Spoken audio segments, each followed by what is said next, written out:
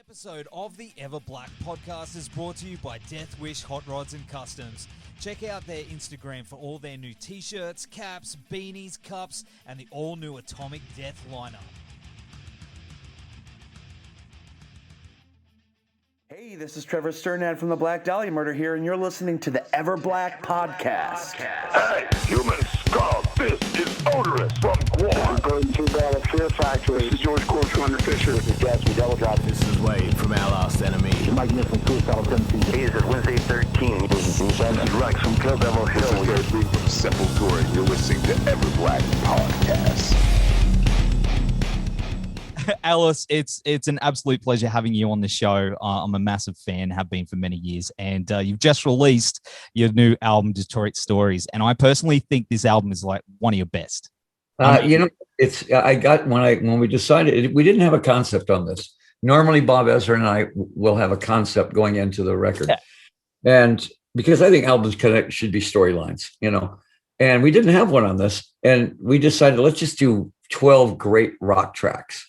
And then that took us to, well, we can't do that in Nashville. We can't do that in LA or New York. Let's go to Detroit. So we get to the whole idea of Detroit. And then once we got there, we started going, well, let's use all Detroit players. So now we're going to get this. And then it ends up being, let's do a tribute to Detroit, because that's really where Ellis started. And with the Stooges and the MC5 and Seeger and Nugent and Susie, everybody, we all started in Detroit. And I said, those guys are still around. I can get Johnny B on drums, and we can get Wayne Kramer on guitar.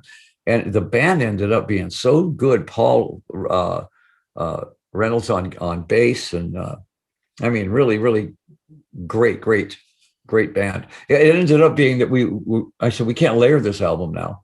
Now we have to just let this band play live. That's insane. And they did. We just taught them the songs. They played live, and I just did the vocal on top of it. Because you couldn't waste that band. You couldn't let them just do parts. You had to let them play the whole song. That's incredible. That is absolutely how difficult was it getting everyone together? Not at all. Zero. We called one guy up, and then he says, "Oh, well, let me call this guy. I know that guy, and let me call him." And pretty soon we got to the studio, and there's all these great musicians. You can't get more Detroit than Johnny B from Mitch Ryder on drums. He is the premier drummer in Detroit for the last 50 years. And he's still as good as he ever has been. And you can't get more Detroit than Wayne Kramer from MC5. He is Detroit.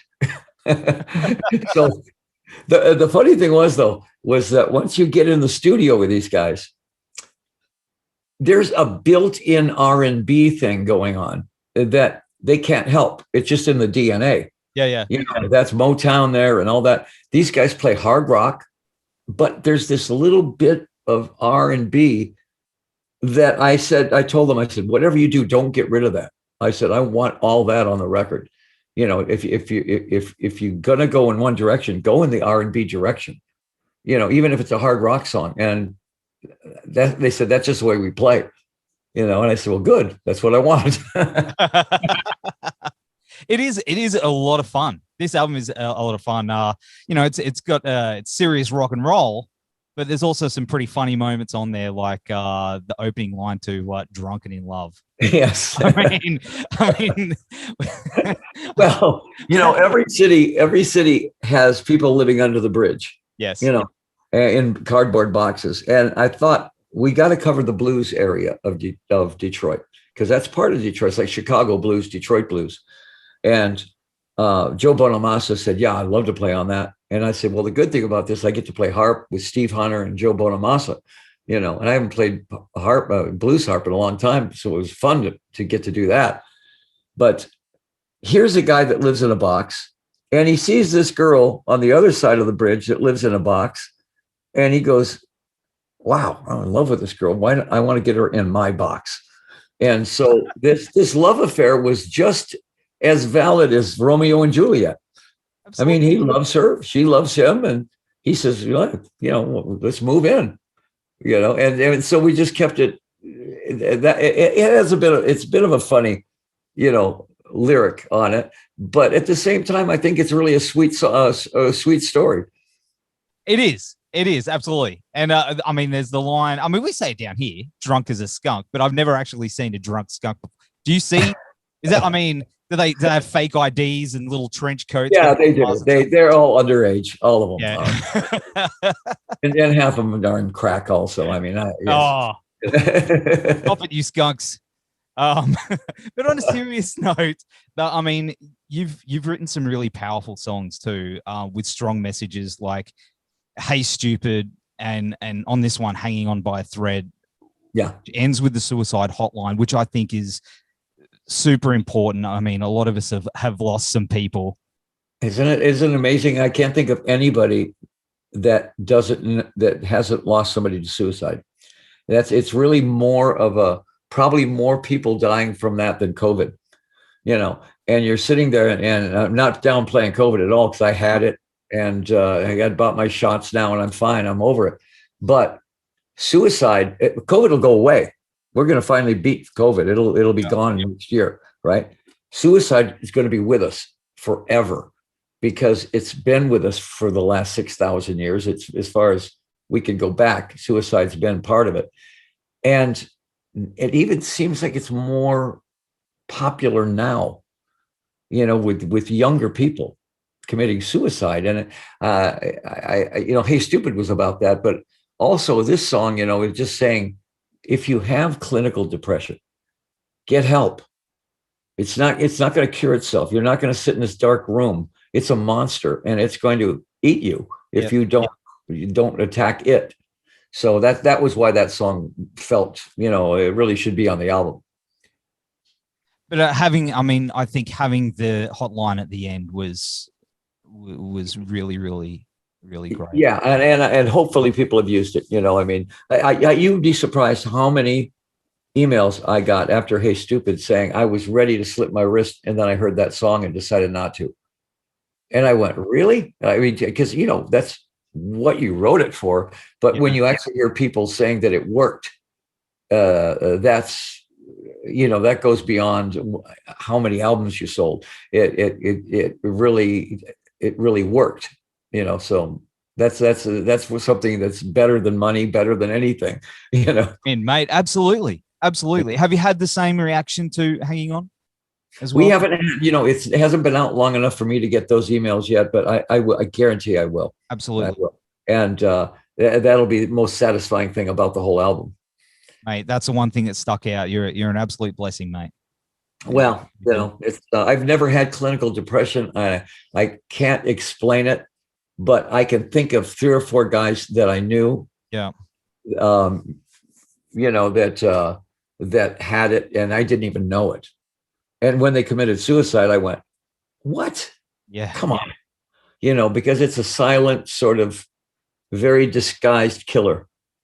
And you can fake it for a while, but at some point you're going to be weak enough to actually go through with it. So, that's something I can't explain. Clinical depression. I've never had it, mate. I definitely appreciate what you're doing with that one. That's for sure. And I'm also a big fan of your daughter Calico. Actually, I think she is insanely talented. She's actually here. She's at the house today. She's Bisto Blanco. Chuck Eric's in town, and so Callie's here. And my son's band, Co-op, is unbelievable. Nice. They are really strong. That band is strong. They're like Linkin Park meets somebody else, but I don't know what it is. But really, really good band. It's in the blood, mate. It is. Yeah, I don't know where they get it from. Calico makes me laugh. She's an improv comedian. Yes. And so is her husband. So when she took on the character of Motor Queen, I would watch her and I go, "What are you doing?" She's great. She's great up there on stage. It must be. I'm a dad. Well, I'm a grandpa actually, but yeah. Hey, here's the metal grandpas, right? 4 times over, yeah. It must be special sharing that with your family, though. Sharing that with her on stage and connecting that. Well, she was in my show though for years. Yes. When Sheryl, when we started having kids, Sheryl dropped out of the show, and Sheryl was amazing up there. Yes. And so Calico, when she got to be about 16, she came back out on tour with us. And she took all those characters Sheryl developed and turned them into some other characters. Then when she left, Sheryl came back in the show. And so when you see the show now, when you see the Dead Bride and you see Mademoiselle Guillotine and all these characters, that's Sheryl. And she's also in the Hollywood Vampires. That's awesome. That's awesome. Hey, Hollywood Vampires is awesome too. That is such a great band, mate. You know, that the great thing about both those bands was, first of all, I knew Johnny Depp was a guitar player. I love him as an actor. He's one of the nicest people you ever meet in your life. And we've been together 7 years, and I've never heard an argument ever about anything. We just get up and have fun on that stage. But Johnny just finished an album with Jeff Beck. Whoa. So for anybody out there that's thinking Johnny's just an actor trying to be a guitar player, you don't play with Jeff Beck. No, I've seen him shred. Yeah, unless you're a guitar player. So Johnny is like that hit guy. People are shocked when they see him on stage, and he plays with Joe Perry and plays back-to-back leads with Joe Perry, and they go, "Are you kidding me?" I'm also a massive Aerosmith fan. So for me, mate. Yeah, Joe's great, man. Dude, you got to bring that down sometime. Oh, we can't wait to get over there, because that show is we're the highest. We're like the most expensive bar band in the world, because half of the songs we do are for all of our dead drunk friends. You know, all the guys who we used to drink and get high with that died. You know, those were the Hollywood Vampires, the real ones, the originals. And so when we put the band together, we said, okay, we're only going to do cover songs from guys that we used to get high with and get drunk with. You know, when all of us have gotten sober now, I've been sober 38 years. So it's kind of interesting to look back at the Harry Nilsson and John Lennon and Keith Moon and, you know, T-Rex, all those guys, and pick up their songs and do their songs, you know. Mate, that'd be incredible. That would be incredible. And I mean, talking about, you know, rock and roll and everything, like, you've influenced so many of these dudes that, you know, have also gone on to put their stamp on, you know, metal and things like that, like Rob. Have you ever thought of doing like a duets type album with them, like a concept album where they're playing different characters and coming in? It's so funny. I have done a duet with I've done one with Marilyn. I've done one with Rob. I've done one, you know, almost everybody. I haven't done one with Slipknot yet, but, you know, all the bands that were influenced by Alice.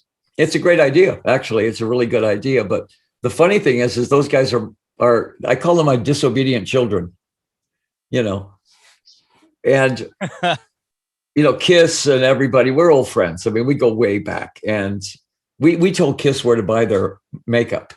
So when people thought I was shocked by Kiss, I went, I've known these guys. I helped them get together. Okay. Yeah.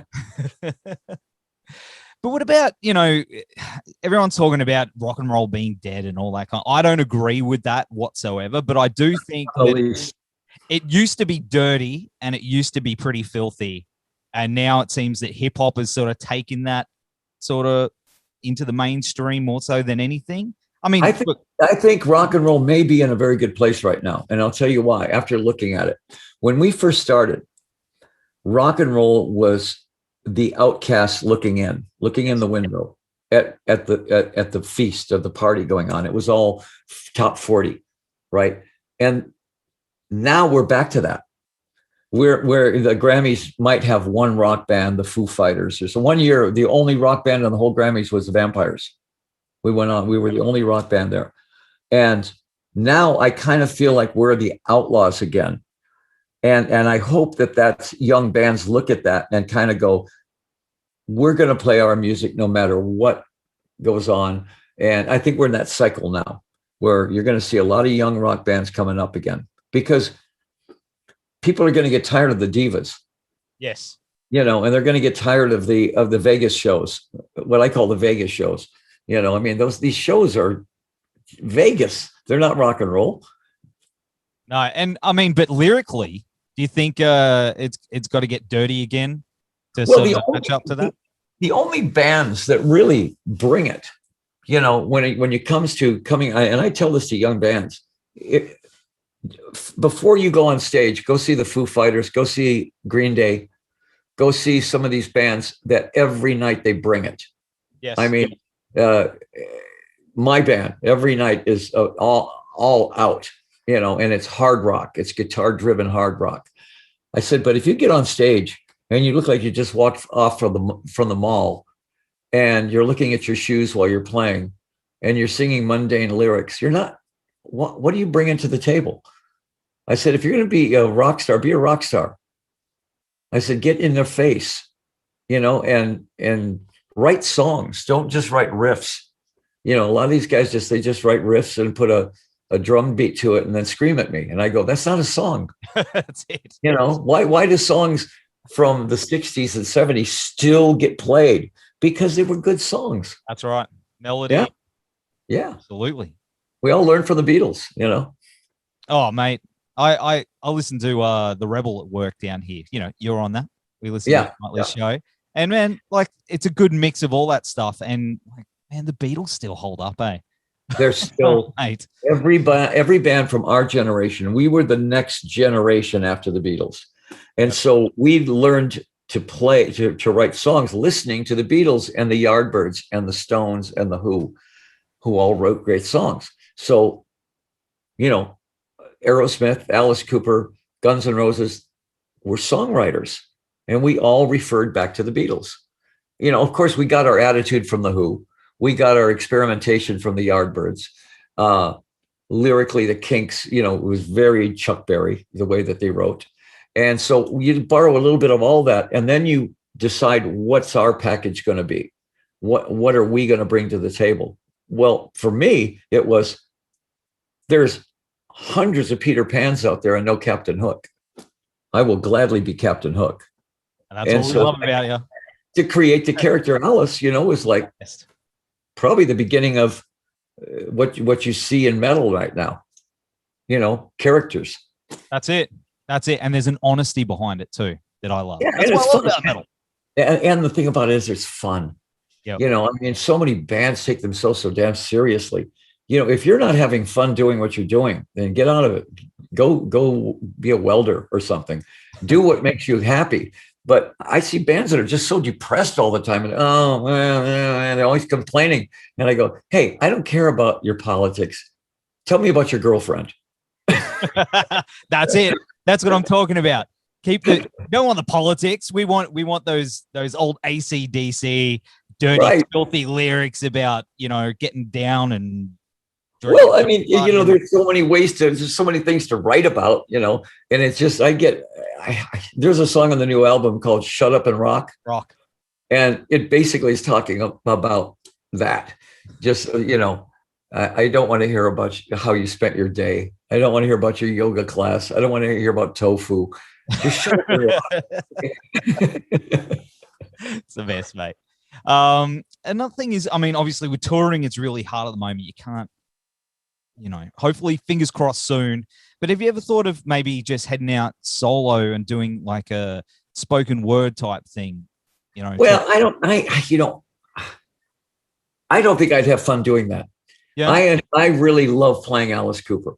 I love the character. I love the whole extravaganza.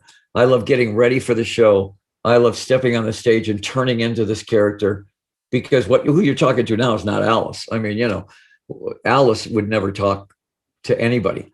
He doesn't talk to me. So this is a third person, you know, when I become that character. Yes. I really enjoy playing that character. And for a year and a half now, I haven't been on stage. So it's sort of like going through withdrawals, you know, of this thing. But I'm starting to see light at the end of the tunnel now. You know, and I know, especially in Australia, you guys are having concerts now. Oh, it's awesome. We've got a few little festivals coming up soon that I'm super pumped for. And mate, we've had our odd shows. We've been really, really lucky. I'm sorry to anyone out there that's suffering and stuff like that, but we have been very lucky in the fact that, especially here in Queensland, where we had small attendance shows where it was seated, and it was weird playing them, but we're ready, mate. We are so ready for to tear those pits apart. I tell you Well, what, mate. Australia cleaned up the COVID thing faster than anybody. You and New Zealand, and we're over here sitting going, how come 70% of America's got COVID, and Australia's already passed it? So but now at least 200 million Americans have been vaccinated. So I think that there's going to be concerts just like the old days coming up. I'd say after summer. Because cross, mate. I'm ready. Well, we are too, and we'd love to see you. I mean, you were only here. Well, we did the big, Burn show, the thing with Queen. Yeah. And that was our last big concert. We had no idea that was going to be our last big concert, so.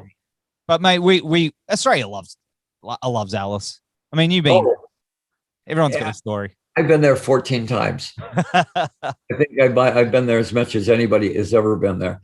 And every band that goes to Australia doesn't want to leave. Because it's so, everything about Australia is really a lot. The audiences are great. It's just a great country all the way around. And, it's sort of the high point when you look at the world tour where you're going to go, you go, oh, we're doing Australia. All right. Everybody kind of gets, that's a big vacation part of it. Right. Well, we definitely can't wait to see you again. And Alice, it's been just absolutely amazing hanging with you ever since I was a little dude. And I found a cassette of Hey Studio and just absolutely changed my world, mate. I would not be doing all this stuff if it wasn't for you, my friend. So thank you. Blame it on me. Okay, blame it on. Thank you for being just brilliant. And mate, the new album is so awesome. We'll have all the links down here. Alice, take care, and we'll see you soon, my friend. Okay, can't wait to get over there. Awesome. Thank you. Thank you, Alice. Bye.